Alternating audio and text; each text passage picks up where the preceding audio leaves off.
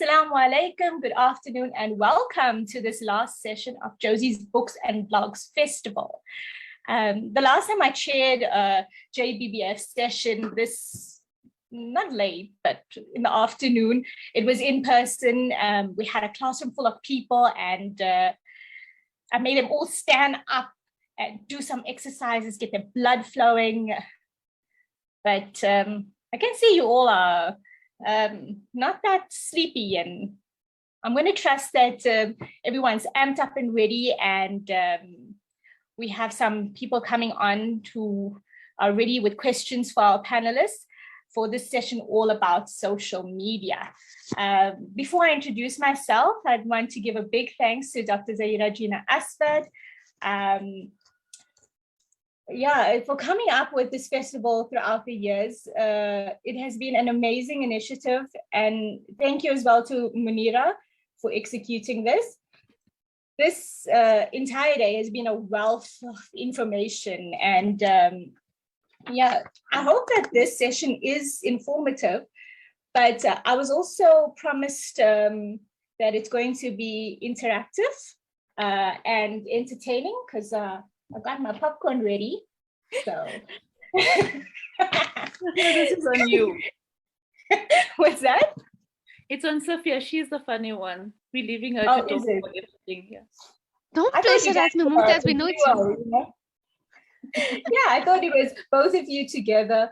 But yeah, I'd like to be interactive. So if there's people who are watching, and then they can pop a question in the chat, and for our panelists. And so anyway, my name is Nabiha Plachis. I'm the co-founder of iloveza.com. It's an award-winning digital media marketing and advertising company. I've contributed a story to Saffron. I like writing, especially poetry. I like to rhyme. I do it all the time. I'm going to stop there. But I don't usually share my poems all the time on social media. But anyway, enough about me. I'd like to know more about our panelists. We have Mumtaz Musa Saleh, we have Razeen Gutta, and we have Safia Suji. So we're going to start off by having each of you tell us about yourselves, and then you're going to tell me which social media you use often. You can start, Mumtaz. Okay. I'm a blogger, I'm an activist, and I'm also a radio producer. I use Facebook. I love Facebook because people are so interactive on Facebook. I feel that people think it's less judgmental compared to Instagram or anywhere else, because Facebook people are real. On Instagram, everyone's showing their nangi business, which Sophia knows too well.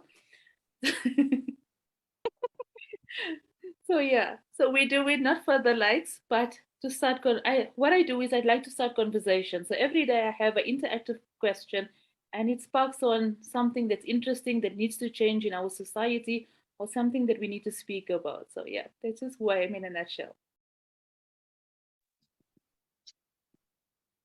Awesome. Razeen, you can carry on with that. Mumtaz, before I even introduce myself, it's so nice to hear that someone's still actually using Facebook, because I think we all started there, but there's a lot of people that have now broken away and stuff. I'm still on Facebook. Okay, let me tell you guys, I actually do freelance writing. I started off with an entertainment page called Bollywood Frenzy, where we do a lot of movie reviews, music reviews, and stuff like that. And that is actually a Facebook page. But I feel like most of my audience is now on Instagram, so I've also kind of had to move there. And it's something that I do enjoy. I do enjoy Instagram, contrary to what you said. It's for me. I believe it basically on Instagram you can portray that image of the life you want to be living, if you know what I'm saying. So on Facebook you see the lives people are living, and on Instagram you see the lives people want to be living. So it might all be glamorous and stuff, but that's what I actually like about it. But I do write still for my Facebook page, Bollywood Frenzy. That's where all my movie reviews go. So I do use a lot of Facebook. TikTok, something I haven't really hopped onto as yet. It's something that hasn't really caught my attention. Hopefully, I'm sure that will come up later on in this conversation. But Instagram's where my personal stuff is at, and Facebook now and then. So yeah, nice to be here, guys. That's interesting. Thank you so much. And Safia, tell us about yourself and which one you use most often. Okay. Professionally, I am a CA and I work as a finance manager. On the side, I do a lot of writing and social media with Mumtaz on Facebook and Razeen. Mostly Facebook. I do, like she says, I do find it a lot more substantial and you get a lot more feedback. So I myself am also mainly on Facebook, although I did then move into Instagram ultimately. It can be quite far reaching as well. So I dabble in a bit of both. Okay. None of you mentioned LinkedIn, WhatsApp. You guys do realize that that's social media as well, hey? LinkedIn, I would say more just personal, professional career. Not too much there. I think it's incredibly important. I think a lot of people have started using LinkedIn like social media, which is not a good representative professionally. It can easily be used against you. I mean, nowadays it's so easy for a single post to destroy your career. So I do find for LinkedIn, it is a lot more filtered and a lot more professional. So as on a personal basis, yes, on LinkedIn as well. Like how Razin also said, that Instagram is for the life we want. So most of us have different personalities across the different social media. So Sophia will know this. On LinkedIn, we're all professional. We post the professional stuff where we're seemingly normal. And then on Facebook, we're real. And then on Instagram, I don't know, on Instagram, we're just out there. We're sort of everywhere on Instagram. That makes a lot of sense. I mean, you mentioned WhatsApp. I think WhatsApp is almost beyond this conversation because I think we all use WhatsApp. Correct me if I'm wrong, but I mean, I feel like WhatsApp is more personal and less, I don't know, out there compared to even Facebook. I think WhatsApp is like, almost in our pockets and the rest of the platforms are outside. But what about Twitter? Do you guys use Twitter? Oh, yes. None of you mentioned Twitter as well, hey? I use Twitter for connecting to people. So in my job, because I'm a radio content producer, I need to network a lot. And most of the people that I do find actually have better Twitter accounts and more active Twitter accounts than LinkedIn, Facebook, or Instagram. So I use it basically for networking only. That's very interesting. So if anyone wants to know, I'm on all of them. And yes, you do tend to have different personalities on all of them. But you do realize that even though you try to portray an image on LinkedIn of this professional person, that say your wannabe employer or your actual employer goes on your Facebook and sees you become a complete idiot, it's the same person, right? So here we You guys do know that. Okay. No, and Razin, WhatsApp is actually known. Sorry? No, sorry, you go. Okay, I just want to highlight something. What Nabia said is very important as well, because a lot of people over the years don't realize that what you post on social media can come back and haunt you, whether you posted it when you were 13 or where you're posting it 5 years ago or recently. And that's such an important thing that we need to talk about, is that what you post matters. That's very interesting. I want to actually come to that point, but later on, let's get this out of the way also. Razin, you mentioned WhatsApp is a bit mellow, personal. It's actually known as the dark side of social media, the underworld, because it's personal, but whatever you say actually can be held against you. Someone can screenshot what you say and post that. A lot of people seem to do that. They screenshot what you say and then share that to, say, Twitter, Facebook, and they can use it against you. So be sure to understand that social media is any platform now where you are not just being sociable, you are just sharing information. And with that, I want to know, why do you think it's necessary, all of you, why do you think it's necessary to have a social media presence? Okay, if I can go first. Sorry, I know I talk a lot. Sorry, guys. With me, I started a social media presence for one reason. Was a few years ago, I decided I'm going to be a blogger with a cause, and I started highlighting social ills in a way that people would sort of stop putting it under the carpet and brushing it off. And that's was the reason I started social media. And then again, why I started Instagram page. My Instagram page was to help moms who work from home, single ladies, to have a platform to promote their business without no strings attached. So when I started social media, the whole idea was to start this whole conversation. Let's talk about the difficult things that nobody else wants to talk about. But I put it in a way that gets people to interact, sometimes with humor, sometimes incorporating people's life stories and so on. That's really interesting. Like when I thought about the question at first, my initial answer was it's not necessary to have a social media presence. I mean, that's what I've realized, connecting with different people, with friends, with family, with people while studying, with people while working. A lot of people are not interested in social media, and that's something that you've got to respect. But I think it's different for everyone. Personally, when I initially started with Instagram and posting a lot on Instagram, it was all just about having a memory capturing diary. It was just about having something to look back on and just building up your memories. And that's what I really, really liked about it. And obviously, as my following started growing, I realized, okay, people are actually interested in what you're posting now. So I realize now you have to take a bit of a change in in the direction that you're going. I still try and make my personal Instagram about things that I enjoy, but I also be alert and keep my eyes open to what people want to see, because at the end of the day now, you have a bit of a responsibility to the 5,000 people or 10,000 people or 100,000 people that are following you, whatever that number may be, and that number will either go up or down based on what you're posting. So it can be about that, but for me, I've always tried to keep it more as a diary for something for myself. But I mean, you have to also be open to that responsibility, I guess. It's very interesting. And Safia? I initially started on social media. I was very much against it. And I was initially forced onto it because of a project for informatics. And I was a very social person at school. We used to make friends with everybody. And then I moved onto campus and it was extremely lonely because it was just myself and I didn't know anybody. And it was very different to be among people of so many different cultures outside of the norm.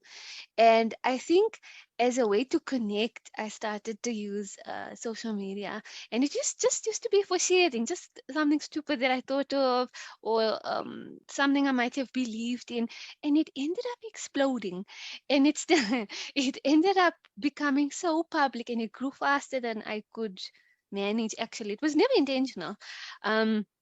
I never knew what influencers were or public people were. I never knew. So initially, when influencers used to comment or follow my things, I didn't know who they were. And people would come to me and say, "Oh, do you know who's following you?" And I used to be like, "Who's that?" I have no idea. So it grew and it exploded. And at one point, I was using it for writing because I felt expressive about certain things and I was in newspapers. So what I would post in the newspapers would also be on social media. And I used to do videos at one point. And at that time, it was controversial because you wouldn't get a brown Muslim girl in South Africa posting videos. And now it's common. I mean, now it's so conventional for people to make videos and there's TikTok and stuff. And ultimately, my purpose changed. My purpose changed, well, quite recently. I actually took a 2-year break, a complete digital detox. And my entire focus and substance changed to living more substantially and teaching people to be better people, because I think so many people unfortunately lack awareness, or we don't take the time to recognize the rights of others or our purpose in life. And sometimes you just need somebody to remind you of that. So the entire focus has changed now and moved towards that. That's very interesting. You bring up a good point. I was actually going to wait to get to that, but social media it can have a very negative impact on someone's mental health. It can be anyone. It can be someone who uses it to, I'm trying to chat and I'm trying to talk at the same time. I shouldn't do that. Yeah, you know, for a person who, for a brand, for a company, people can have negative comments towards your brand, your product, your service, blah, blah, blah.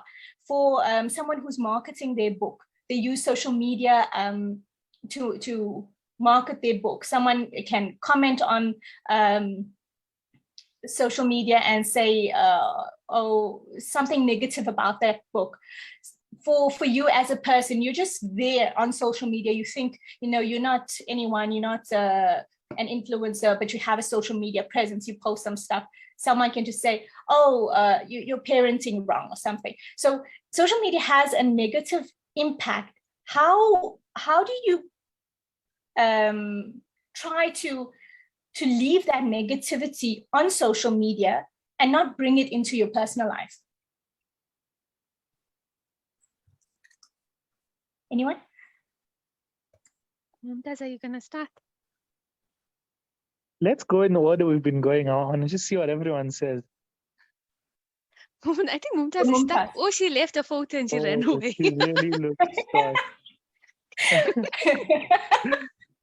Yeah, we're acting frozen. Oh no, you're frozen. Safia, you're going to have to start. You'll start and then go for it. Okay, so it's incredibly difficult. It's super difficult. I mean, there are people that have gone into full-blown depression. There are people that have committed suicide over what happens on social media. It's extremely difficult. I mean, things you wouldn't tell ordinary people on the street, you now have the guts to say it, like they say, keyboard warriors on social media. It's so much easier to be able to express yourself and not you know, you are not experiencing the live person and who they are and the expression and what you might be able to experience in person. So people say whatever is on their mind, and I think a lot of people might not have the digital or social etiquette. It becomes incredibly difficult. People are very easily criticize. Even more so, it's become super difficult to express easily on social media. Just like Mumtaz said earlier, something you say 13 years ago can come back and destroy your career. You can be completely ruined. Cancel culture has come up so much. It's so rife. You can say one wrong thing and someone interprets it the wrong way, or someone blows it up. You can literally have death threats, you can lose your career, you are basically cancelled. There's a high level of intolerance now, where initially when social media started, there was still a fair amount of expression allowed. But now you have to be incredibly careful, where a single wrong statement could either come back or it could have you cancelled, because people have, I understand that people do have their rights have, you know, rights have improved, and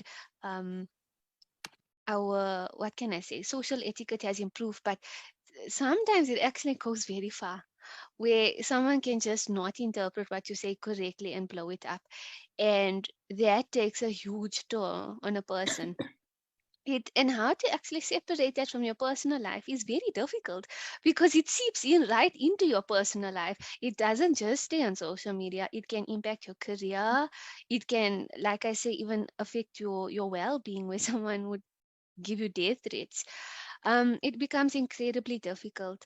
But where it is on a smaller scale, and you know, if you keep more on a low side, you ultimately have to train yourself and learn that, you know, but this person is probably having a bad day. They probably don't interpret what you are saying correctly. You actually have to train yourself to understanding that it doesn't hold water. If this was perhaps coming from somebody of value to you, or close to you, or someone that you look up to, and they were giving you positive criticism that could help you, yes, then you take it seriously. But if it's just some random person off the street saying you have an ugly nose or your product is ugly, you need to learn to filter that out, that it actually doesn't hold water, it doesn't mean anything. You should be confident in yourself enough to understand what to take seriously and what not to. And that takes a long time of self development to know what to take seriously and what not to. Can I just add quickly here? A few years ago, when I launched my first blog called Confessions of an Addict, and that was a year that I decided to highlight a lot of issues that surround Muslim women in general throughout the world.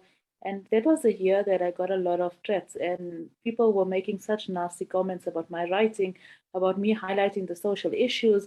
And it went as far as people actually phoning my family to tell me to stop. And it does have an effect. And people don't realize is that it's not just a comment, it's more than a comment. And, like you said, it's very easy to just be a keyboard warrior and sort of just, comment whatever you want and forget about it. But people take it into effect. And Nabia asked a very valid question where she asked about your products. And a lot of home industries get this so much where their products are genuinely bashed online. And we have to also understand that we're not biryani. Everyone's not going to like us. Just be honest about that. So, so we have to also understand, just like with products as well. Sometimes we like products, sometimes we don't. Do we go out of our way to go bash a product? Will we do the same to a person? And we have to also realize that it is etiquette when it comes to commenting. Asking ourselves, are we commenting from a place of harshness? Are we commenting from trauma or from trauma throughout the day? Or are we commenting genuinely to make the person aware in a way? And I have to bring on another subject, because while we talk about commenting, a lot of people sort of look at when people don't agree with them, the disagreement on social media as sort of bashing. And we need to also take into consideration, where do we draw this line as well? So I think that this line you're talking about is a very personal line. It varies from person to person. But I also want to ask the question that isn't all publicity good publicity? Bad publicity is still publicity. You know what I mean? And I mean, for me, I think it is about, filtering the messages that come in, the comments that come in, and some of it is just noise, and some of it genuinely needs to be addressed. And I know that everybody doesn't think the same way, and I know that it affects everybody differently. But I think that one of the aspects of actually having that social media presence is needing to be extremely strong about the way you handle it. And I think that's something that you learn over time, like Sophia mentioned earlier. But it is very, very important to learn that over time. And I see a comment coming in the chat that bad publicity does indeed increase followers. So. Yeah. Like you mentioned the home industry we have earlier. to also agree, bad publicity does. Oh, sorry, Rosina. No. Bad So basically, publicity I was does just saying, attract. I mean, if you look at the recent scandals. like if someone bashes a restaurant or bashes someone's food, and a whole lot of people see that, they're gonna want to go and try it for themselves. Most people will want to go and try it for themselves. It's the same with Nabia's eating popcorn, so I can't help but think of the movies. My movie reviews get hate all the time. Sometimes I won't like a movie, and a whole lot of people are gonna like a movie. Sometimes I'll really like a movie, but a whole lot of people won't like the movie. A lot of the time, a lot of people agree with me. Sometimes they don't. So it's just one of those things. You have to just understand that people are gonna go watch it anyway, regardless of what you say, or people are going to eat at that place regardless of what you say. Your thinking only applies to a few people that have the same taste as you, because at the end of the day, all of these things are very, very subjective. Rosine, you mentioned that you write movie reviews, and I've seen that also. I haven't seen you write any reviews that are negative in a way, but have you written anything that you didn't quite like? And someone, it would be nice to know if maybe you watched a local movie and to say you didn't like how someone acted and you wrote about that, and maybe that local actor got in touch with you and said something to you. I'm not sure if that has happened. Otherwise, if you've written something negative, how did, give us an example of how someone approached you and then told you something about it. So like in terms of what the response has been, I mean, obviously my reviews are based on how I find the film. If I don't like a film, I'll be honest about that. So I don't cover that much. I don't do a lot of local reviews and stuff. Obviously, when there are movie premieres and we get invited, then we go and we write honestly about how we find the film or whatever. But there hasn't been anything like outrageously bad that I've written about to a point where someone's actually approached me about it. I haven't found that locally. But just last week, I watched a Bollywood movie called Shamshera, and it was one of the most highly anticipated films of the year. Ranbir Kapoor was back after 4 years, and the movie was a massive disappointment considering the expectations.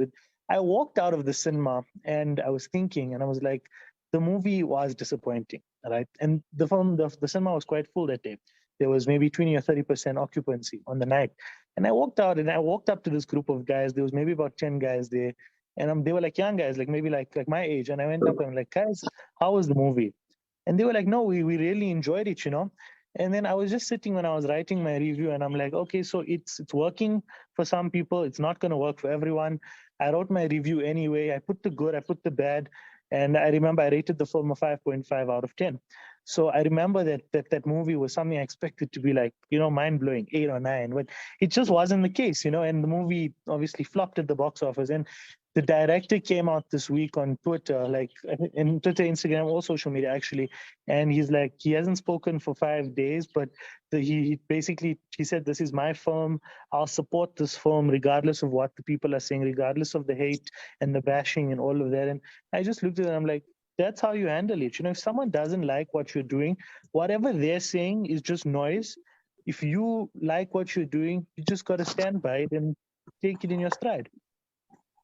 That's a very interesting view to look at when you're creating a social media presence, isn't it?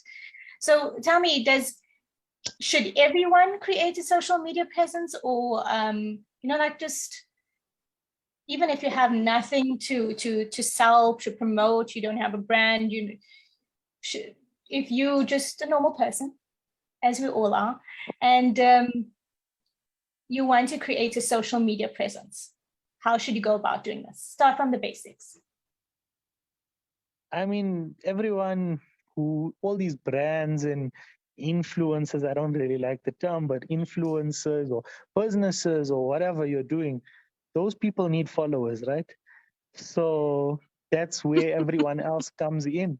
I mean, regardless of what you're doing, whatever you enjoy doing, whatever you enjoy watching, whatever you enjoy eating, whatever you enjoy doing in your free time, you can scroll through, read about, watch, and view on social media. So I think having a social media account or having social media accounts is important, but I don't think that having a social media presence in terms of posting every day or, you know, sharing stories or commenting or liking is that important. But I think it is important to just have your eyes open in a way. The same way in school they used to tell us to watch the news.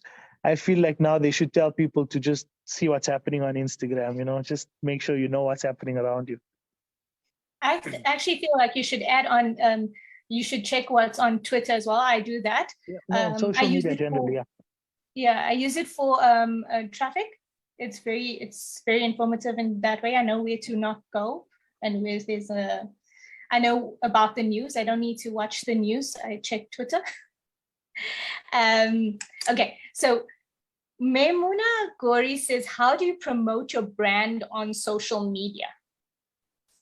So think a general brand.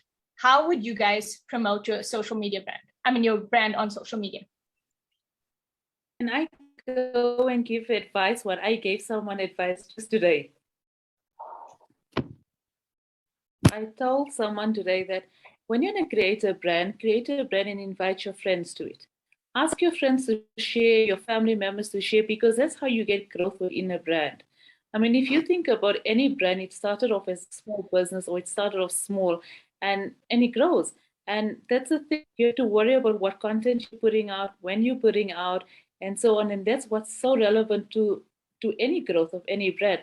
So when a lady phoned me in this week and told me she wants to launch a product, how does she do it when she's starting with zero social media presence? And I told her, create a brand, create a company, and ask everyone to start liking it, get people to like it, give away something. And that's how you start having people speak about your brand. And that's what what gets people talking about a brand. Because you know what, in a world of social media, we need to understand that everyone has information at their fingertips. Shopping has gone online, news has gone online, everything spreads faster online. So when we get people speaking about it, automatically it creates an interest. People generate an interest and they want to go towards these pages, or the Instagram page, the Facebook page, or a personal page as well. Very interesting point. I like all the things that you mentioned. What I want to add is it becomes an information overload. So you guys need to also understand what exactly you want to view on social media as well. Besides what you're putting out there, you also need to realize that whatever you're taking in is going to have an effect on yourself, like how we mentioned about negativity and so on. So you curate your feed. You get to see what you want to get coming in, to your brain, I suppose, so that way you you don't take in everything and it doesn't have a negative impact on you. Today we learned a lot about authors and writers. How do you think that someone who wants to write, so now a lot of them mentioned that they got the idea, they got the inspiration to write their book. They managed to finally get it out, it's published. Some of them are self-published. Now they want to go about the task of marketing their book.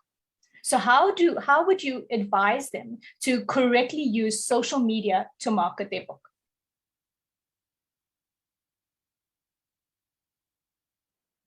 I think if your product is good. Oh, sorry. No, it's fine. Go ahead, because I know Razin normally does the reviews and that. No. So I was just thinking, but I think that if your product is good, the audience will follow. Whether it takes an hour, a day, or a week or a month, I think that audience will follow. I mean, I helped Riaz a lot with his book launch, and he was on earlier today as well. And I mean, we did a launch. We called a couple of influencers or media people, like I prefer to call them, from various social media platforms, from radio stations or whatever the story was. We got them around a table. We had a bit of an informal chat. We served them up some refreshments, and we got them to buy the book. We gave some books away as well, and people read those books and gave reviews on the books in terms of media people with big following. And as a viewer, as someone who just uses social media, like we discussed earlier, someone with no followers or no presence who just uses it to follow people, if you see someone speaking or writing about a book or writing about a movie like I usually do, and you think, I like that book or I like that movie, let me go and watch that movie or let me buy that book. So I think that's how you go about the marketing thing. The marketing side of things, but my understanding and my belief will always be that if your product is good, your audience will follow. Okay, I understand that you said that, but how do you show on social media that your product is good? You have to create this hype. That's the whole thing about social media, is that if you look at any of the of any of the books that were recently launched, there was a small hype created with a small group of ladies. Once 4 people get speaking about the same book, you already got sort of an interest being generated. And then people are already saying, okay, what is this about? I mean, if you look at one of the books that were featured earlier, which was called Stirring Pot, when the book initially came out, I wasn't too interested in the book and so on. And then there was this everyone started speaking about this book, and book review clubs, WhatsApp people started, on WhatsApp, you got messages, have you read this book? When I finally got my hands on it, I was like, okay, now I see what the fuss is. And that's the thing with marketing, you need to create that small hype. That's why I tell people, get your friends, get your family, and create that hype, because once there's that hype, once there is that conversation, it is there. For example, like when Riaz also launched his cookbook, Riaz's cookbook was different because, first of all, he was a male launching a cookbook, where in South Africa, majority of, especially in the Indian community, are all females. And what happened was, and I told Riaz this, let's create a hype, let's talk about it. And one of the ideas I had was my son actually, and he said, okay, this recipe is easy enough for me to follow, and I posted it. My son said it, my 10-year-old son said it's easy enough to follow, and he went and made a recipe, and this is the outcome. And that's how you create the hype. Marseille also agrees with you. She says it's all about the hype, whether books or a new product or business. So that's how you can use social media to, market your book or your product. Or so you use it to create a hype. And so that's what I'm getting from it. Any other comments about this? No. Okay. All right. So do people have to be on every social media network? No, definitely not. It really depends on... What's that? It's so time consuming. How do you go to be on social media? It's mentally exhausting also, to be honest. Okay, so basically what you're saying is find the one that fits what you want to portray. It really depends. I mean, don't be everywhere. That's definitely exhausting. And you might end up just screwing yourself over, because if you've got all of these platforms that you can't manage and there are people waiting for response, or you aren't giving your best to something, you're going to have mediocre results. It really depends on your audience type. It really depends on the type of product. It depends on so many things. I mean, just to answer holistically as well on what Maimuna had asked, I mean, if you want to promote a business, first of all, you need to know that 97% of people go onto Google to look for businesses or to understand businesses. That is huge. You have to have a website. Now, of course, that also depends on how much you are willing to invest. Is it a part-time, just side hustle you do from time to time, or are you genuinely starting off a business? And if you are, I would tell you that it's not negotiable. You need to have a website, because nowadays people don't have the yellow pages, or I mean, if they're looking for a service, the first thing people do is Google. I mean, I want to cut my hair. If they haven't seen something on Instagram or something a friend told them about, you Google hairdresser. And if you aren't optimized and you aren't on a website and you don't have keywords, there's something called an SEO, where search engine optimization, and you don't come up. Sorry, I was reading the chat. If you don't, sorry. if you are not optimized, how do people find you? So you limit yourself. It also depends. It depends on the size of the business. It depends on what type of business. But if it is a full-blown business and you want to be found, a website is a good place to start. And then in addition to that is social media.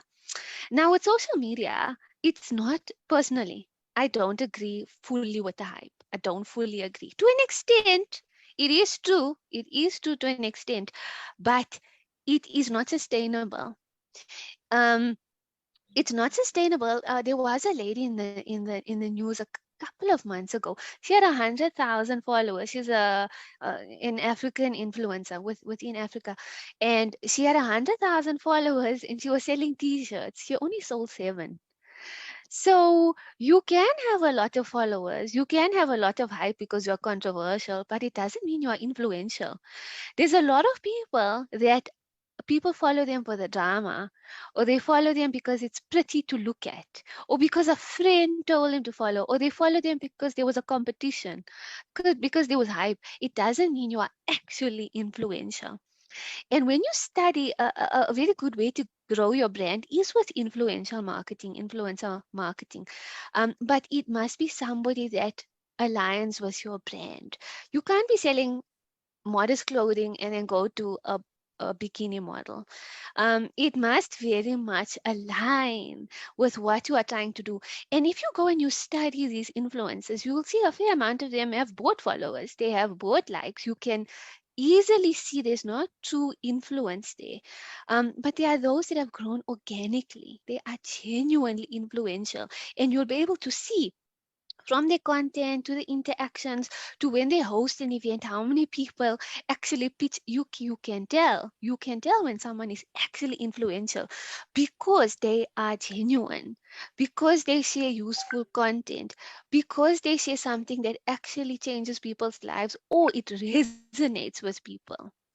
So there are many ways to grow your business. There's so many things. I mean, if we talk completely globally now, like a really extreme example is Shein, which is a controversial business, but it is worth more than H&M and Zara combined. It's worth $100 billion.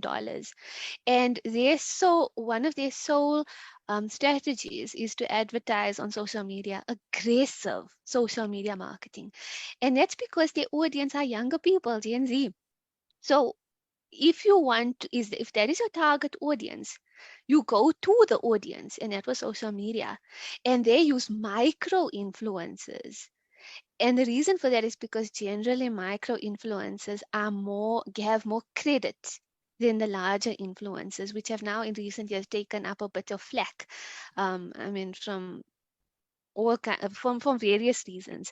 So, I mean, just to look at a very extreme example like that, which is controversial to an extent, but they have grown so massively by using social media and micro influencers. Mumtaz, you have your hand up? Yeah, can I just add to Safia? What Safia is saying makes so much sense, but I also want to tell people, touching on something you asked earlier on, is how do people go onto all social medias simultaneously without spending the time? For everyone that's online as well, there's something called Creator Studio, which you can post. You can schedule your posts across most of the platforms, and that's how they do it. But like Safia said, you need to find out whether that social media you're using is beneficial to you. Because I mean, I see on Instagram some of the ladies selling items, and they post about 7 items in a day, and their products are not getting seen because of the algorithms on social media. So you post one, leave a time, and then post throughout the day, not one after the other, because the algorithms will make sure that some of your posts don't get seen. And like Safia said, a website is of utmost importance. What I tell a lot of the ladies is if you can splurge on a big one, go on a small one-page website who you are. It sort of creates a digital footprint because we have to also sort of talk about scammers. There are a lot of scammers out there. If you look online, there's a lot of people scamming out of money. How do we know if it's legit or not? And we know that even though a website doesn't prove legitimacy, it does create that sort of security that people know that, okay, there's an address on there, there's a phone number there, we know how to get hold of a person, and so on. Like Safia said, your target market is important. If you're looking at the younger target market of the Gen Z, you need to go onto Instagram, TikTok, because that's where they are. They're not going onto Google. And let me just add, Zaira, yes, they call me the yellow pages because Safia aunties don't Google. They message me. I have 10 messages now already asking for phone numbers and what time stores close. So I am the Google some days. That's good to know. Okay, so Safia, Zaira said you did some research. we won't comment on that. Ruby, I would think that perhaps in creating your products or business hype that you would invite people that are from different platforms that can do that for you. And yes, a website would be a big help for info or ordering, but also word of mouth does play a part too. Consistently posting on either Instagram or Twitter or even TikTok, whichever you choose, should portray your passion for your item or business. Okay, anyone wants to comment on that? So basically, you agree? So to an extent, you can't just post willy-nilly because it lowers your image. You get these people that just post endless pointless posts. Ultimately it becomes irritating and people unfollow you. So to an extent I agree, it is consistent but with quality. So each social media has a prime time. Each social media has a prime time and a prime day, and where it performs the most, where people will see the most, and the way the algorithm works, the way Mumtaz said as well. So the algorithm has changed a lot. It's significant. It is horribly significant, the way the algorithm has changed. So depending on which social media you use, you need to post at a certain prime time. And also it needs to be quality content. So it either needs to be something very unexpected. Humor is a very good way to get people following you and engaged and interested in your product. Engaging with brands or people that have value or that people are interested in. Using useful information, like if you are selling spices, for example, putting up recipes, people value that. People love to follow recipe pages because it's useful information. So it's not just, it's definitely consistency, but with quality and at strategic times, I would say. Mumtaz, you look like you wanted to add something. I want to ask you, because no, you haven't introduced yourself properly as well. You're part of the iloveza brand, which did originally create a platform for people. So what is your input on this? How does one create a sort of online identity that helps them? Do they go towards the people who are seen as influencers, or do they just create a hype of it? It would depend on the different people, the different brand, what it is that you want to promote. I would think that no two things are the same. You know, I wrote something about saying that advice is not, I can't even remember my article now, but basically you can't give advice, general advice just to everyone. It has to be, that's why we like to do consultations. It has to be streamlined to exactly what it is that you want to promote.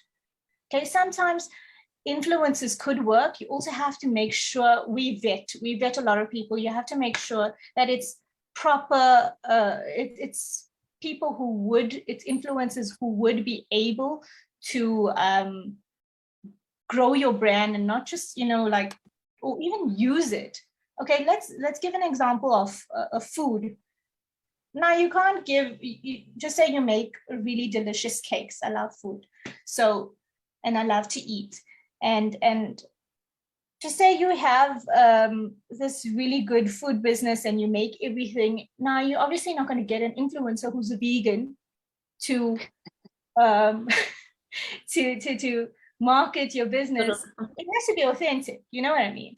And so I'm very skeptic lately about using influencers. It has to be the right ones. I also don't like the word. I don't like, but I will not call them media people. I studied media and marketing and English, and I mean, I'm not being elitist, but you know, you have to know exactly what you are doing. And that's what I find a lot of people don't seem to be doing on social media. You know, they will call themselves a content creator, but they're not really creating content. They're standing in front of a camera that someone else is creating for them. Do you know what I mean? They're being the Yeah. subject. Yeah. And they're We not. need a term for them then. A new term. Instagram celebrity. That's it. Instagram celebrity. What is it? What did you say? Instagram celebrities. That's what they are, because that's Instagram basically celebrities. just, when you Celebrity. back then people used to buy the View magazine and they would turn to the back to look at the celebrities. When we finish our day's work, what do? We go onto Instagram to look at the other people's lives. So that's basically what you're saying you use Instagram for. You just, it's mindless. It's like when you watch a show on Netflix or TV, that you want to just tune out. You want to have a mindless session. Is that basically what you're saying, that you use Instagram for? Yes. Or But you know social what? We also have to highlight, before we also end this, is a very important topic of social media and mental health. Because as we're going into the world, and we know that a lot of kids are coming onto those platforms, and a lot of kids are doing it for likes. And that's where the biggest problem now starts, is that when people start posting for likes, because does the likes, if you get 100 likes, will you be happy? But if you get 10, will it make you sad? And that's the biggest issue they are facing at the moment today, because you can see a lot of the younger girls will start going and posting and having unrealistic expectations. And in the same breath, they're like, why does the next person have 100 likes and I only got 5? And like Sophia also mentioned when we spoke early on in the week, Sophia mentioned that we have to also highlight the issues. That if you be nangi on Instagram, you're going to have the likes. But if you're going to be authentic, you're not going to get it. And this is what we need to teach our children, is that not everything is on likes. If you post it for yourself. That's a very important point. I was actually going to ask for closing comments from all of you. To add on to that, it is exactly something we need to do. We need to encourage, we need to educate. We actually really, really do need to educate anyone who goes on that you can't be doing things for likes. You have to be sharing. If there's something, you have to have a purpose. Okay, I understand, people want to have a social media presence, just, even if they don't have a purpose. But that's a very good question, Zahira. I'd like to ask that as well. But I think social media is for everyone, anyone who can just create an account, and they're not educated on how they should go about posting, what they should post and all of that. Even if they don't want to promote something, they're just going to have a presence, basically. So we need to educate people. And how do you think we should go about educating? Children shouldn't be on social media. That's the first thing. Okay, so at what age do you think? I'm a child. Let me tell you, it's easier said than done. What age, Sophia, do you think? I tell you, it's honestly easier. It's easier said than done, right? Because I have a 6-year-old, and I was very set against it, because Sophia always tells me there's nangi people and there's people that you can't expose your children to because it's just too raw. And I don't want them to know who my friends are on social media either, or who I am on social media. So I restricted it. And then, bam, I get a 7-year-old child who was like, can I get TikTok? And I was against this, like, no. And then I realized, you know what, there's a reason. We can actually equip our kids by teaching them what to do when you find something you don't like. There's parental modes as well that you get on TikTok, where you can restrict an account so nobody can befriend, no one can chat to your kids and so on. And even Facebook launched the kids Facebook Messenger for them to keep in touch. So the idea is that, do we really keep them off and push them back? Because social media, there's a ton they could learn from, because a kid can learn how to bake a cake from YouTube. YouTube is also seen as part of the social media platform. And we can't deny that there is some good, but there is some bad as well. We just have to equip our kids with teaching them what they can post and what they can't post. what do we restrict them on? And I do use the parental control buttons where my kids' videos don't get seen by anybody else except the 4 friends that they have, which is basically parents and grandparents. Shame, they only allow 4 people. But it gives them that confidence to say, you know what, I can say what I want to say. And in turn, I've seen my shy 6-year-old now come out to be a 7-year-old who literally speaks her mind out, because I mean, she almost started a riot in Discam this week over the price of pads. I mean, she's 7 and she's like, why do people charge for pads? And I'm like, okay, but it was a valid Did you say question. 7? So let's she's 7. Oh, we had the dog, don't worry. So like Sophia said, they don't need to be on, but how do we keep them away? Because we're moving in the 4th industrial revolution. We're moving to them being online for school, for madrasa, for everything else. Do we teach them the pros and cons, what to say, what not to say, what to post, what not to post? Or do we allow them to sneakily have it because we were all kids at one time? We all know that if you want something bad enough, you're going to get it without your parents as well. That's a very good point, Mumtaz. So basically, what you're trying to say is, rather you know that they have it, you create it for them, and you also monitor it for them, educate them before going on as well, on the do's and don'ts, and what else you said is important to know before your kid has social media? What I said is, you know what, we've learned from my eldest son as well. You speak to them about who they can speak to. You tell them that they have a kid's account. That means they can interact with everyone, because on your account, you can restrict it. For example, TikTok has a kid's version where the parents can restrict certain videos. They can have an age limit put into place and so on. So certain videos don't filter through. And with that, you speak to them. If you don't like something, move along.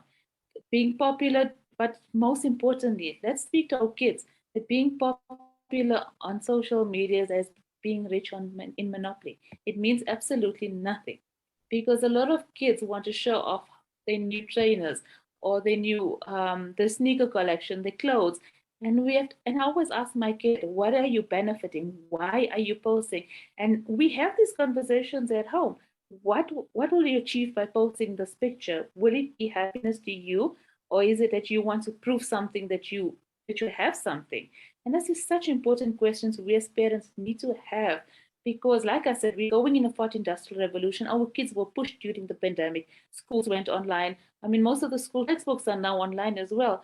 Do we keep them away where they're going to just be unfiltered, or are we going to help them filter what they can say, what they can't say, and what can't they post? Because a lot of scammers will tell you that 95% of the time, they get information such as bank accounts, billing details, everything from kids on Xbox. Because kids are not told you cannot share your password with anyone. You cannot share your username, your password, and your email address with anyone. It's private. And because we don't have this sort of thing, people sort of said we need to keep kids off the platform. But why do we need to do this? Because our kids watch us on these platforms, and now they're looking at us and going, but isn't it a bit of a hypocrisy? You sitting on it the whole day and you're telling me no screen time, sort of thing as well.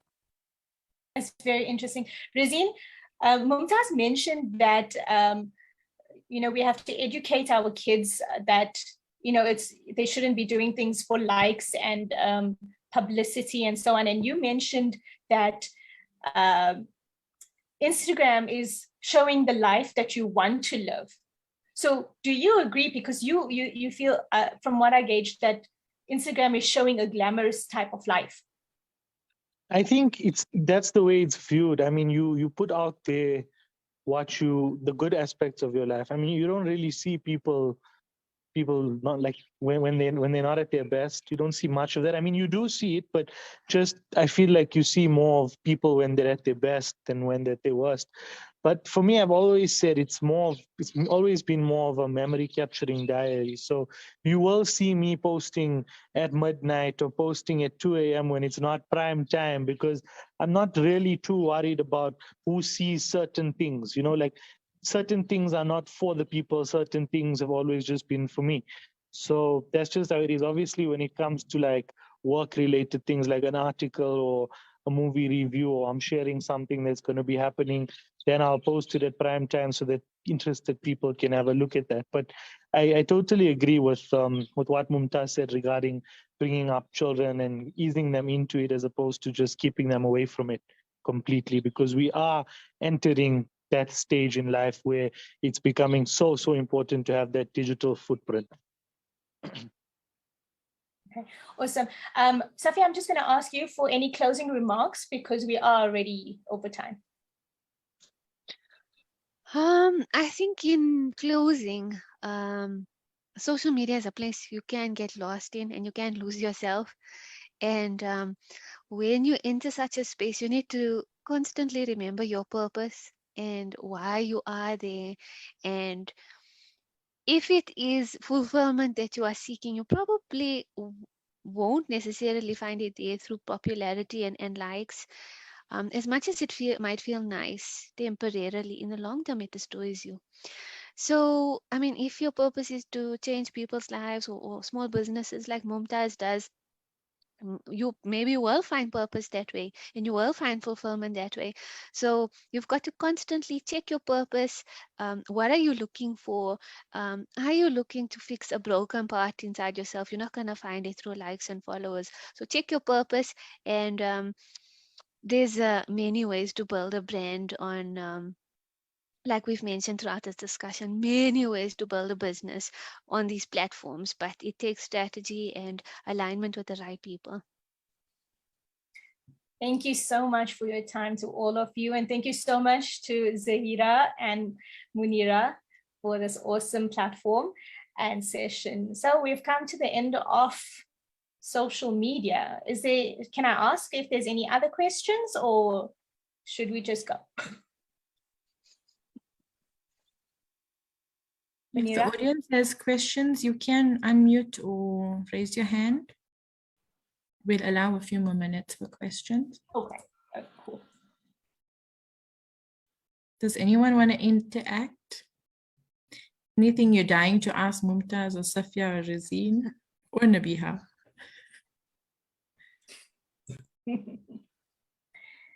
Let me just say, everyone follow me on Instagram. I need some Instagram followers.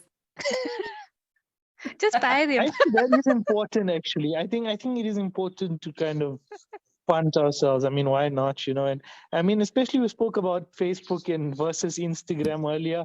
I have felt that the interactions on Facebook are lower than Instagram. So guys, if you like Bollywood movies, check out my page on Facebook, Bollywood Frenzy. Follow me on Instagram at Razeen Gata. Love to interact with all of you. And thanks to everyone who made it possible. It was so much fun. Actually, on that note, we'd like to say follow Jozi's BBF on Facebook and Instagram. And that's how you'll get to follow everybody that was participating today. Thank you, Fiona. Been an awesome session. Does she have a question? Oh, she's just saying thank you. No, she just said it's very informative. So and on that note, Jazakallah, thank you to Nabiha and I Love ZA and for all the publicity you've been giving us. Thank you, Razeen. Thank you, Safia. Thank you, Mumtaz. Thank you, Zaid, who would have been here had he not been sick, but you in our thoughts and we hope you get well soon. Jazakallah to Yes, Jazakallah to everybody who has made today possible. The sessions were amazing. You guys were all awesome. It was live streamed to Facebook, so you can catch up on sessions on Facebook, and then we will be uploading it to our YouTube channel as well. So it'll be there forever for you to look at. Thank you, everyone. Once again, that's the end of Jozi's BBF 2022. Look forward to next year. We're hoping next year is going to be hybrid, right, Zaira? In person and online. What do you say? Oh, that sounds awesome. Zaira, are you there?